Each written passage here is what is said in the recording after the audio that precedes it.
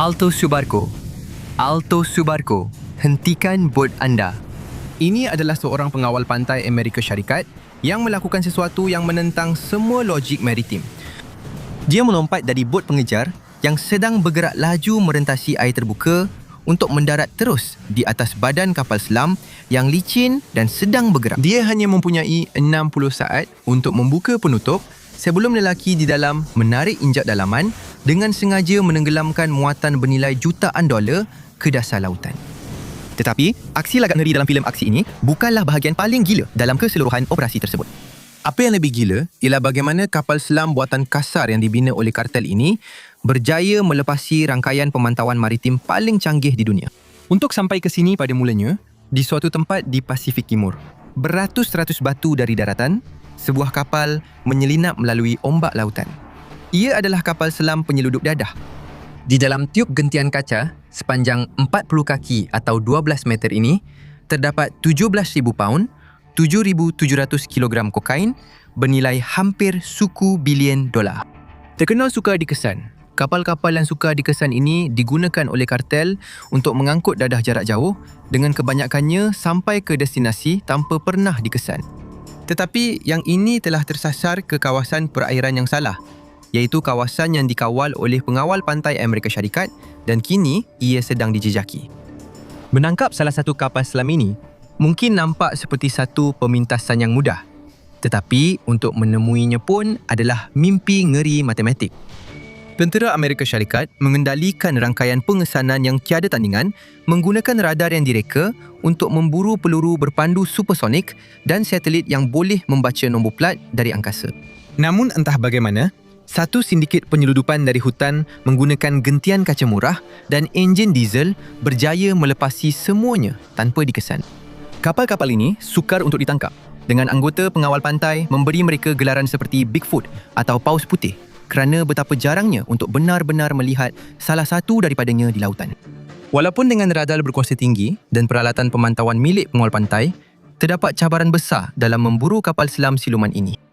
Lautan Pasifik Timur meliputi berjuta-juta batu persegi, kira-kira sebesar seluruh tanah besar Amerika Syarikat. Mencuba untuk mengawal kawasan sebesar itu, ibarat hanya beberapa kereta peronda polis cuba mengawal seluruh negara.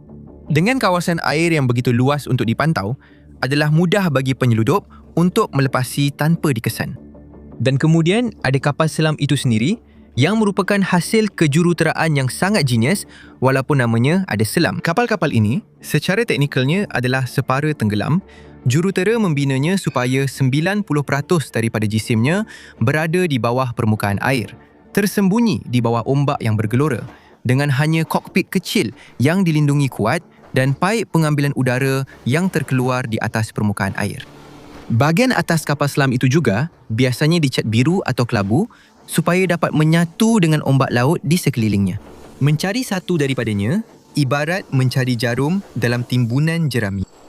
Reka bentuk profil rendah mereka dan pembinaan gentian kaca memberikan mereka tanda tangan radar yang sangat minimum, menyebabkan komputer tentera tersilap menganggap mereka sebagai ombak besar luar biasa. Selain itu, kapal selam dadah bergerak perlahan di dalam air dengan kebanyakannya hanya mencapai kelajuan maksimum 10 knot atau 11.5 batu sejam atau 18.5 km sejam.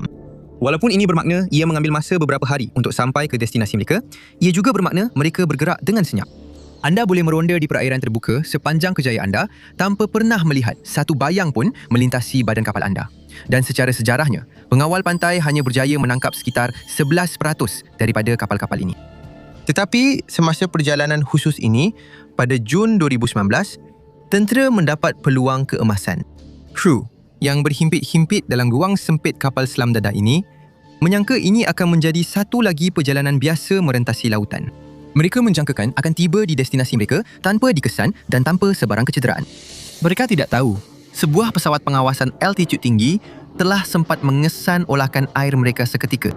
Tentera tidak mencari bentuk sebuah bot. Mereka menggunakan kamera inframerah sensitif untuk mengesan haba mikroskopik daripada egsos diesel kapal selam yang meresap ke dalam lautan yang membeku. Sebaik sahaja pesawat itu mengunci anomali terma tersebut, Ia menghantar maklumat itu kepada pasukan di atas kapal pengawal pantai AS. Kapal pemotong Monroe kekal berpuluh batu jauhnya di sebalik ufuk supaya enjin kapal berat mereka tidak dapat didengari. Sambil segera menghantar sebuah helikopter untuk memantau dari udara bersama 2 bot kecil untuk mengejar dan memintas kapal tersebut, para pengawal terpaksa mendekati kapal selam itu dengan seberapa senyap yang mungkin. Dan mereka juga tidak mempunyai 1 minit pun untuk dibazirkan kerana mereka sedang berlumba dengan masa yang semakin suntuk. Protokol kartel menetapkan bahawa jika kru mendengar bot tentera menghampiri, mereka akan segera membuka injap penenggelaman dalaman. Ini akan membanjiri kapal selam dengan cepat, menenggelamkan kargo bernilai jutaan dolar bersama bukti terus ke dalaman laut yang menghimpit. Selain risiko, mereka akan menenggelamkan kapal selam sendiri. Kru penyeludup di atas kapal selalunya bersenjata. Ia adalah situasi yang berbahaya dan anggota pengawal pantai yang menaiki kapal hanya mempunyai beberapa minit sahaja untuk menangkap kru tersebut. Apabila bot pemeriksaan tiba-tiba muncul entah dari mana dan semakin menghampiri kapal selam itu, salah seorang pegawai pengawal pantai yang bersenjata menjerit dalam bahasa Sepanyol, "Alto Subaco, hentikan bot anda." Ia tidak berhenti dan kini pengawal pantai tiada pilihan selain mencuba manuver menaiki kapal yang berani. Bersenjatakan pistol dan memakai cermin mata penglihatan malam yang mereka tahu mereka perlukan untuk melihat. Di dalam badan kapal selam yang samar-samar bercahaya, 3 anggota pengawal melompat keluar dari bot mereka sendiri dan terus melompat ke atas badan kapal selam penyeludup dadah yang sedang bergerak dan basah itu. Salah seorang anggota yang menaiki kapal itu bergegas ke palka, mengetuknya dengan tangan, mengarahkan kru di dalam supaya keluar. Kejutan mendadak daripada serangan taktikal itu membuatkan kru di dalam terpaku. Menyedari mereka tiada pilihan lain, kru itu membuka palka dan mengangkat tangan ke udara. Mereka tidak sempat bertindak balas dan lebih memilih untuk menyelamatkan nyawa daripada mengambil risiko tenggelam bersama kapal mereka. Operasi itu berjaya seperti dalam buku teks. 17,000 paun, 7,700 kilogram dadah telah dirampas. 5 anak kapal telah ditahan. Dan tentera telah merugikan kartel sebanyak suku bilion dolar. Pihak berkuasa menganggap mereka akhirnya telah memutuskan laluan bekalan Pasifik. Mereka percaya mereka telah menang. Tetapi kemenangan ketenteraan yang tegas ini tidak menamatkan konflik. Ia hanya memerangkap kartel di sudut, memaksa mereka berdepan dengan lautan Pasifik yang dikawal ketat dan mencipta penyelesaian kejuruteraan. Begitu gila sehingga pihak berkuasa langsung tidak menjangkakannya. Jika kartel tidak dapat menggerakkan kapal selam mereka ke utara, merentasi rangkaian pemantauan tentera laut Amerika yang dikawal ketat, mereka terpaksa berpaling ke timur. Mereka terpaksa menyeberangi lautan Atlantik. Kapal selam narko biasanya bergerak antara Amerika Selatan dan Utara, mengikuti laluan rahsia dari negara seperti Colombia, Venezuela dan Ecuador. Merentasi lautan Pasifik atau Laut Caribbean menuju ke Amerika Tengah, Meksiko atau Amerika Syarikat. Untuk membuat pelayaran merentasi Atlantik yang mengambil masa berminggu-minggu, kru kapal selam perlu bertahan sejauh 3,500 batu atau 5,600 kilometer merentasi lautan yang tidak dapat dijangka, mengelak kapal dagang besar dan menghadapi ribut laut dalam, semuanya sambil terperangkap di dalam tiuk buatan sendiri yang sempit. Ia kelihatan seperti misi yang mustahil. Tetapi, jauh di dalam hutan Amazon Brazil, tersembunyi di bawah kanopi di sebuah limbungan kapal sementara, jurutera kartel sedang membina sebuah kapal. Direka khas untuk tujuan itu, mereka menamakan kapal selam baru itu sebagai Shea. Dengan panjang lebih 71 kaki atau 21.5 meter, kapal separa selam berwarna kelabu ini merupakan sebuah peralatan yang menggerunkan. Tetapi, ia tidak direka dengan mengambil kira kelangsungan hidup manusia. Untuk merentasi lautan, sebuah kapal selam memerlukan sejumlah besar pahan api. Jadi, jurutera kartel memuatkan 5,300 galen atau 20,000 liter bahan api diesel mudah terbakar ke dalam badan kapal gentian kaca yang tidak berperisai itu. Kemudian, mereka perlu memuatkan muatan sebanyak 6,600 paun atau 3,000 kilogram kokain yang bernilai lebih daripada 100 juta dolar. Untuk menggerakkan semua beban itu, merentasi 3,500 batu atau 5,600 kilometer perairan, mereka memasang enjin diesel industri tugas berat. Apabila bahan api, dadah dan enjin telah dipasang, Hampir tiada ruang yang tinggal untuk manusia sebenar yang perlu mengemudinya. Kru terpaksa berada dalam kabin yang sempit dan menyesakkan di bahagian belakang kapal tersebut. Ia hanya mempunyai ruang yang cukup untuk seorang duduk di kawalan steering, manakala 2 orang lagi boleh berbaring rata di atas lantai. Tiada bilik air, tiada katil dan hanya ada satu lubang udara di atas kepala mereka untuk mengelakkan mereka daripada lemas. Mereka terperangkap dalam keranda yang tertutup dan gelap. Duduk hanya beberapa inci dari enjin diesel yang bising dan tidak berpenebat yang membakar oksigen dan melepaskan asap beracun terus ke dalam kabin mereka.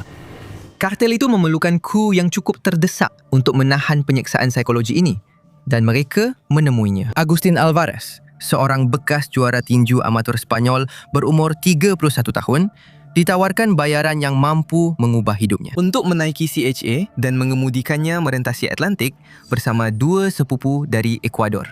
Jika mereka berjaya sampai ke pantai Galicia di barat laut Sepanyol, mereka akan terjamin seumur hidup. Jadi, pada 29 Oktober 2019, mereka menutup palka, meninggalkan lembangan Amazon dan keluar ke perairan terbuka Atlantik yang berbahaya. Apa yang berlaku selepas itu ialah ujian ketahanan manusia selama 27 hari. Terperangkap dalam ruang kecil yang menyesakkan, ketiga-tiga lelaki itu bekerja dalam shift 8 jam yang memenatkan. Mereka perlu kekal fokus sepenuhnya kerana satu kesilapan kecil sahaja boleh menyebabkan mereka tersasar ratusan batu ke tengah lautan yang kosong. Untuk bertahan, mereka hanya mempunyai air botol, nasi sejuk, sardin dan bar tenaga dan tiada kemudahan paip di atas kapal. Mereka terpaksa menggunakan beg plastik apabila perlu ketandas dan beg-beg itu dibiarkan bertimbun di dalam kabin yang panas. Hari demi hari, lelaki-lelaki itu menanggung derita dengan bunyi enjin yang berterusan dan memekakkan telinga. Terperangkap dalam gelap bersama bau busuk bahan api diesel mentah, makanan yang reput dan sisa manusia. Dan kemudian, cuaca berubah. Sepanjang hampir sebulan perjalanan mereka, Shea telah dihentam oleh 3 ribut laut yang berasingan dan ganas. Mereka terkurung di dalam kotak gelap yang diperbuat daripada gentian kaca, tercekik akibat asap, sementara ribuan tan air laut yang menghempas menghayun kapal mereka ke sana kemari. Mereka tidak dapat timbul ke permukaan dan mereka tidak dapat meminta pertolongan. Walaupun menghadapi semua ini, mereka berjaya menempuh perjalanan getir sejauh 3,500 batu atau 5,600 kilometer itu, lalu tiba di pesisir berbatu Sepanyol. Rancangan mereka adalah untuk menunggu di luar pesisir, berhubung dengan beberapa bot nelayan kartel tempatan, memunggah kokain dan kemudian membuka injap penenggelaman untuk menenggelamkan kapal ke dasar laut.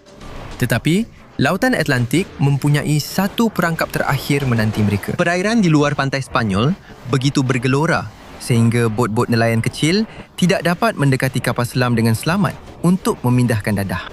Dengan bekalan bahan api yang semakin kritikal dan tiada lagi pilihan, Alvarez membuat panggilan terdesak kepada beberapa rakan zaman kanak-kanaknya di Tanah Besar, merayu mereka untuk datang membantu membawa kokain ke darat. Ia adalah satu kesilapan maut sementara Alvarez dan anak kapalnya menderita dalam kegelapan. Sebuah rangkaian risikan multinasional telah menjejaki kejanggalan di rantau itu. Agensi penguatkuasaan undang-undang dari Amerika Syarikat, United Kingdom, Sepanyol dan Portugal telah menunggu mereka untuk bertindak. Apabila anak kapal akhirnya menyedari polis semakin hampir, mereka membuka injap penenggelaman untuk menenggelamkan kapal dan melompat ke dalam air yang membeku untuk berenang ke pantai berbatu. 2 warga Ecuador itu telah ditangkap hampir serta-merta. Letih dan lemah akibat perjalanan itu, Alvarez berjaya sampai ke darat dan bersembunyi di sebuah rumah terbiar selama 5 hari sebelum pihak berkuasa menemuinya. Ketiga-tiga lelaki itu dijatuhkan hukuman penjara 11 tahun. Dan pihak berkuasa menaikkan kapal selam yang tenggelam itu dari dasar laut serta berjaya mendapatkan semula semua kokain tersebut. Tetapi kartel-kartel itu memerhati dengan sangat teliti dan misi transatlantik yang gagal ini telah mengajar mereka sesuatu. Kejuruteraan kapal selam itu tidak gagal. Gentian kaca tetap utuh, enjinnya bertahan sepanjang 3,500 batu dan reka bentuk siluman itu berjaya mengelak dikesan hampir sebulan. Satu-satunya perkara yang mengecewakan kartel itu ialah had fizikal dan mental manusia yang mengemudinya. Manusia akan letih. Manusia akan membuat panggilan telefon kerana terdesak. dan manusia yang keletihan akan melakukan kesilapan operasi yang besar. Jadi jurutera kartel melihat jutaan dolar yang hilang dan bertanya kepada diri mereka satu soalan yang sangat mudah. Bagaimana jika mereka menyingkirkan unsur manusia sepenuhnya? Dengan menghapuskan unsur manusia, kartel boleh menyelesaikan setiap kelemahan operasi yang mereka hadapi. Kru manusia memerlukan makanan, air dan udara yang boleh dihirup. Mereka memerlukan kabin yang sempit dan memakan ruang berharga di dalam badan kapal. Mereka memerlukan bayaran besar untuk mempertaruhkan nyawa mereka. Tetapi yang paling teruk, kru manusia adalah risiko kebocoran maklumat. Jika seorang penyeludup ditangkap dan disoal siasat oleh pihak berkuasa antarabangsa, sentiasa ada kemungkinan mereka akan mengalah di bawah tekanan dan membocorkan nama-nama ketua kartel untuk mendapatkan perjanjian pengakuan bersalah. Sebuah mesin tidak perlu bernafas. Sebuah mesin tidak menuntut gaji. Sebuah mesin tidak boleh disoal siasat. Daripada membayar, lelaki terdesak untuk menempuh pelayaran merentas lautan yang berbahaya, sindiket kartel mengupah pakar teknologi dan jurutera marin untuk membina sebuah kapal separa tenggelam tanpa kru. Mereka membuang kabin kru sepenuhnya. Tanpa berat kru manusia dan bekalan kelangsungan hidup mereka, profil kapal selam itu boleh direka untuk duduk lebih rendah di dalam air. Ini menghapuskan jejak radar yang sememangnya sudah amat kecil dan membebaskan ruang berharga untuk bahan api dan kargo. Tetapi mengendalikan drone di lautan terbuka merupakan satu cabaran kejuruteraan yang kompleks. Kenderaan kawalan jauh bergantung kepada aliran data yang berterusan. Selama bertahun-tahun, internet satelit maritim tradisional memerlukan antena kubah yang berat dan menggunakan banyak tenaga yang akan serta-merta merosakkan profil penyamaran kapal selam.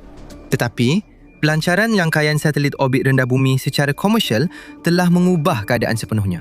Penerima rata yang kalis air sebesar kotak pizza kini boleh menyediakan suapan video berkelajuan tinggi dari mana-mana sahaja di planet ini.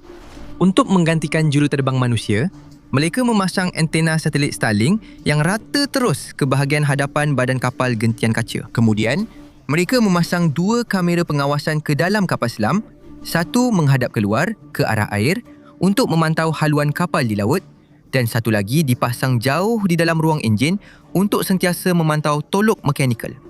Ini bermakna seorang pengendali kartel boleh duduk dengan selamat di belakang monitor komputer jauh di Amerika Selatan, mengawal dari jauh beribu-ribu paun kargo haram melalui perairan antarabangsa. Tetapi siaran video secara langsung sahaja tidak mencukupi. Jika ombak laut yang kuat melanda haluan dan menenggelamkan antena buat sementara waktu, pengendali kartel akan kehilangan sambungan mereka. Jadi, jurutera-jurutera telah menggabungkan perisian navigasi autonomi. Jika isyarat Starlink terputus, komputer di atas kapal akan mengambil alih menggunakan titik laluan GPS yang telah diprogramkan terlebih dahulu untuk memastikan kapal berada pada trajektori yang tepat sehingga ia melepasi ombak seterusnya dan memulihkan semula sambungan uplink. Dan menaiki kapal tanpa kru memperkenalkan masalah taktikal yang sepenuhnya baru untuk tentera yang memburunya. Sekarang, jika seorang pengendali kartel yang duduk di dalam hutan melihat bot rondaan tentera muncul pada suapan kamera langsung mereka, mereka tidak perlu panik. Mereka hanya perlu menekan satu kekunci untuk mengaktifkan protokol penenggelaman digital, membanjiri badan kapal sebelum tentera laut sempat menyentuh bot itu. Ia merupakan satu lonjakan teknologi yang besar bagi kartel dan pada Julai 2025, tentera telah mendapat gambaran tentang realiti baharu ini. Ketika menyimbas perairan Laut Caribbean, tentera laut Colombia ternampak sebuah kapal berwarna kelabu berprofil rendah sedang meredah lautan. Dengan andaian ia adalah narkosub biasa, bot peronda dan pesawat mengunci pada koordinat tersebut. Pasukan serbuan menghampiri dengan bot kecil, menghunus senjata mereka dan melaksanakan manuver taktikal yang sama seperti yang digunakan oleh pengawal pantai AS beberapa tahun lalu. Mereka menghampiri badan kapal, menjangkakan akan menemui kru manusia yang terdesak bersedia untuk menarik injap penenggelaman. Tetapi apabila kelasi bersenjata akhirnya membuka palka, mereka terpaku. Tiada sesiapa di dalam, tiada penyeludup, tiada lubang udara dan tiada beg plastik yang dikendalikan manusia. Hanya terdapat modem Starlink, satu jaringan wire yang berselirat dan ruang kargo kosong yang direka untuk mengangkut 3,300 paun atau 1,500 kilogram kokain. Semasa menyiasat penangkapan itu, perisikan tentera menyedari ini bukanlah cubaan penyeludupan dadah yang gagal, tetapi ia adalah ujian beta untuk satu strategi penyeludupan yang serba baharu. Klan Teluk. Kumpulan penyeludupan dadah terbesar di Colombia sedang menjalankan ujian kering bagi sebuah drone autonomi. Penyeludup itu sedang menguji keupayaan drone untuk mengelak dikesan di perairan terbuka sebelum mengambil risiko membawa muatan sebenar. Tentera laut telah merampas kapal tersebut, menandakan kali pertama sebuah narkodrone autonomi berjaya ditangkap di perairan Amerika Selatan. Tetapi, sudah pasti ini bukan yang terakhir. Serangan awal pengawal pantai pada tahun 2019 itu tidak menamatkan konflik. Sebaliknya, memaksa operasi penyeludupan untuk berkembang menjadi armada laut yang dikawal dari jauh. Pihak berkuasa antarabangsa kini tidak lagi memburu penyeludup terdesak dalam tiup gentian kaca.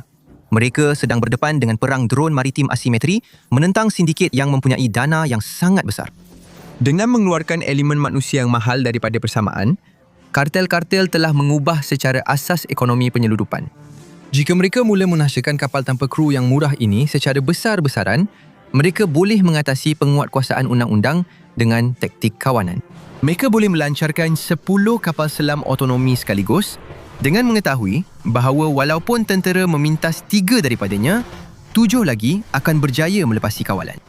Dan ini adalah perlumbaan senjata teknologi yang mencerminkan pertempuran ketenteraan moden sebenar. Jika kartel boleh memprogramkan kapal tanpa kru untuk menghantar dadah, tentera negara juga boleh memprogramkan kapal yang sama untuk menghantar bahan letupan berkuasa tinggi.